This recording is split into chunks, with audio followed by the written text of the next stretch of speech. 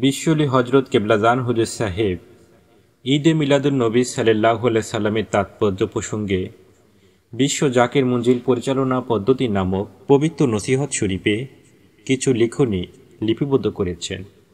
সেটা এখন আমি আপনাদের পড়ে শোনাচ্ছি। অত্যন্ত হাউস ও মহব্বতের সাথে সকলে শ্রবণ করিবেন। আউযু বিল্লাহি মিনাশ শাইতানির রাজিম। বিসমিল্লাহির রহমানির রহিম। আল্লাহুম্মা সাল্লি আলা সাইয়্যিদিনা মুহাম্মাদি ওয়াসিলাত ইলাইকা ওয়ালিহি ওয়াসাল্লিম।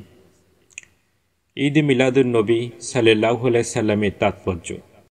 হিজরি বর্ষ পঞ্জিকার তৃতীয় মাস রবিউল আউয়াল। এই মাসের 12 তারিখ অত্যন্ত তাৎপর্যপূর্ণ এক দিবস, কারণ 12 রবিউল আউয়ালে এই ধরার বুকে আবির্ভূত হন জগতের সর্বশ্রেষ্ঠ মানুষ, নিখিল বিশ্বের ত্রাণকর্তা, করুণার আধার, রহমাতুল লিল আলামিন, উসাতুন হাসানাত, সরারে কায়নাত, মুফাখারে মওজুদাত হজরত আহমদ মুস্তফা মোহাম্মদ মুস্তফা সাল্লাল্লাহু আলাইহি ওয়াসাল্লাম, যাহার আবির্ভাব পুলকিত হয় বিশ্বজগৎ, আনন্দ মুখরিত হয় গাছপালা, বৃক্ষলতা, পশু পাখি, আসমান জমিন, ফেরেশতা তথা সমগ্র সৃষ্টি। প্রকৃতির হৃদয়ে আনন্দ উতলিয়া উঠে। তিনি সাইয়্যিদুল বাশার বা মানব সর্দার। তিনি রহমাতুল লিল আলামিন বা জগৎবাসীর জন্য রহমত। তিনি জাতে সত্তায় উদ্বৃত্ত প্রেমের প্রথম বিকাশ। তিনি সৃষ্টির কারণ, এই উৎস। তাহাকে সৃষ্টি না করিলে আল্লাহ তাআলা আর কিছুই সৃষ্টি করিতেন না। আল্লাহ পাক বলেন, লাউলাকা লামা খালাকুল আখলাক, অর্থাৎ হে নবী, আপনাকে পয়দা না করিলে আসমান জমিন কোনো কিছুই পয়দা করিতাম না। তাই বোঝা যায় তিনি প্রথম সৃষ্টি। তিনি আল্লাহর জাতি নূরে সৃষ্ট এবং অপরাপুর সমুদয় সৃষ্টি তাহারই নূরে সৃষ্টি। তিনি নিজেই বলিতেছেন, আমি আল্লাহর নূর হইতে এবং সৃষ্টি জগতের সব কিছুই আমার নূর হইতে। তিনি তখনও নবী ছিলেন যখন আদম আলাইহিস সালাম মাটি ও কাদায়। তিনি আদম বংশের সর্দার এবং ইমাম। তাহার মধ্যেই সমস্ত সৃষ্টি তথা ফেরেশতা, মানব, জিন ইত্যাদির হকিগত নিহিত। তিনি হাকিকাতুল হাকায়েত বা সমস্ত হকিগতের হকিগত। এই দৃষ্টিতে তিনি সকল নবী, ফেরেশতাদের নবী, মানুষের নবী, পশু পাখি, গাছপালা, বৃক্ষলতারও নবী, অপরাপর নবী, রাসূল আলাইহিস সালাম গণেরও নবী। তিনি আল্লাহ পাক এবং সকল সৃষ্টির মধ্যস্থকারী।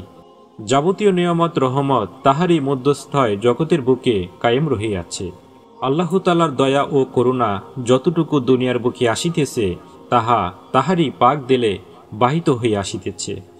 তিনি রহমাতুল লিল আলামিন বা সারা জাহানের রহমত। তাহারই উসিলায় হজরত আদম আলাইহিস সালাম ক্ষমা পান।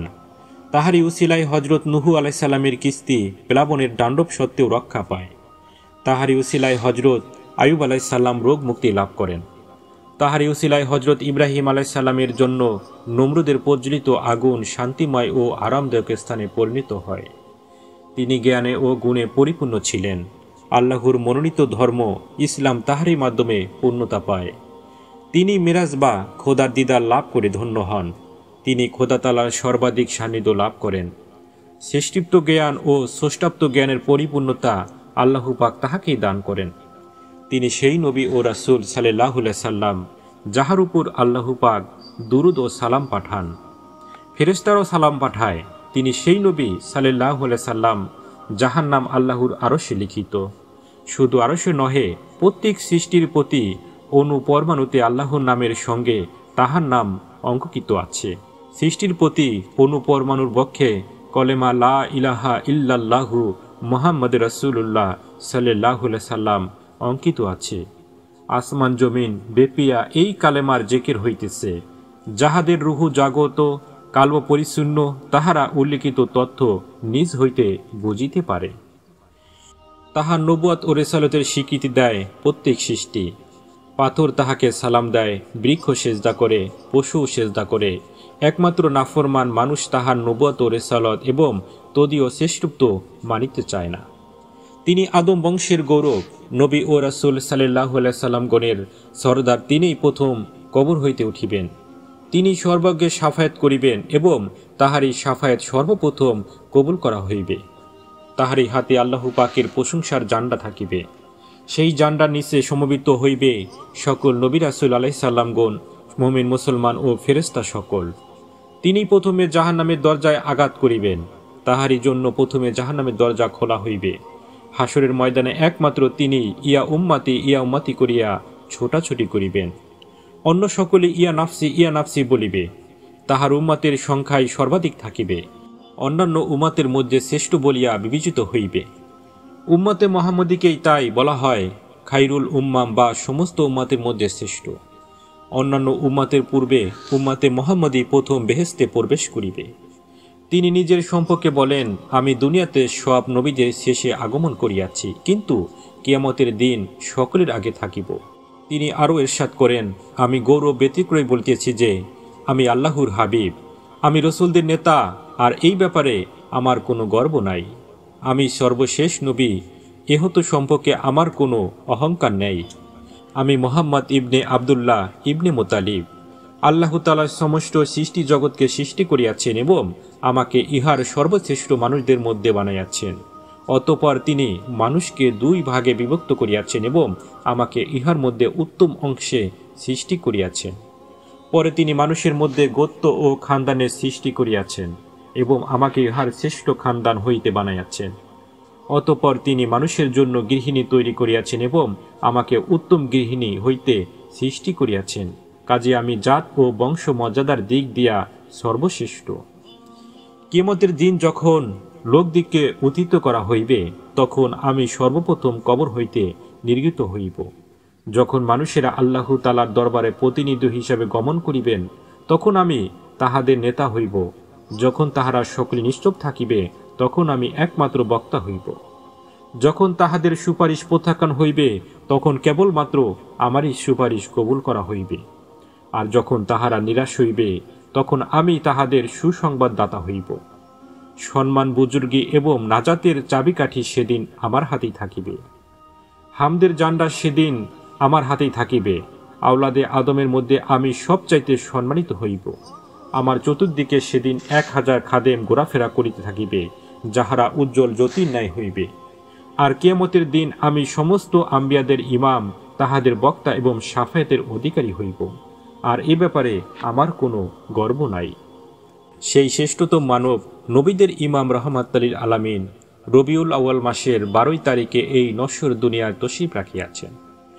63 বৎসর অন্তে আবার এই দিনেই তিনি দুনিয়া ত্যাগ করিয়া দারুল বাকায় চলিয়া যান। তাহার আবির্ভাব ও তিরোভাব দিবস হিসেবে 12 রবিউল আউয়াল মুসলিম জাহান নিকট সমদিত সম্মানিত মুসলিম দেশসমূহে মহা ধুমধামে পালিত হয় এই দিবস। পূর্বেই বলা হয়েছে, রসুল পাক সাল্লাল্লাহু আলাইহি সাল্লাম আল্লাহ পাকের জাতে অদ্ভুত প্রেমের প্রথম বিকাশ, তাই তাহার সমস্ত অস্তিত্ব ছিল প্রেমের নূর। তিনি সমস্ত সৃষ্টিকেই নিজ প্রাণ অপেক্ষা ভালোবাসিতেন। তাহার বিচ্ছেদে নির্জব কাষ্ঠখণ্ড মাতৃহারা সন্তানের মতো কাঁদিত। তিনি উম্মত প্রেমিক ছিলেন, সারাটা জীবন উম্মতের নাজাত চিন্তায় অতিবাহিত করিলেন। আহার নিদ্রা পরিত্যাগপূর্বক উম্মতি বলিয়া কাঁদিলেন। অথচ এই উম্মতেরই তাহাকে কত যে অত্যাচার নির্যাতন করিল, তাহার ইয়াত্তা নাই। তায়েববাসীদের পাথরের আঘাতে আঘাতে তিনি ক্ষত বিক্ষত হইলেন। দরদর করিয়া তাহার দেহ মোবারক হইতে তাজা রক্ত নির্গত হইল।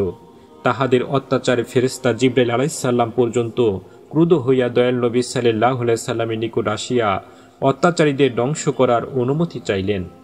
তিনি করুণায় সিদ্ধ দয়ার ভাণ্ডার রসুল পাক সাল্লাল্লাহু আলাইহি সাল্লাম ফেরেশতা জিবরাইল আলাইহিস সালামকে অনুমতি না দিয়া বলিলেন, ভাই জিবরাইল, ইহাদেরকে ধ্বংস করিও না। ইহারা আমার সত্যকে উপলব্ধি করিতে পারে নাই, কিন্তু তাহাদের বংশধরদের মধ্যে যাহারা আসিবে, তাহাদের মধ্যে অনেকেই হয়তো আমার সত্যকে উপলব্ধি করিয়া মুমিন হইবে।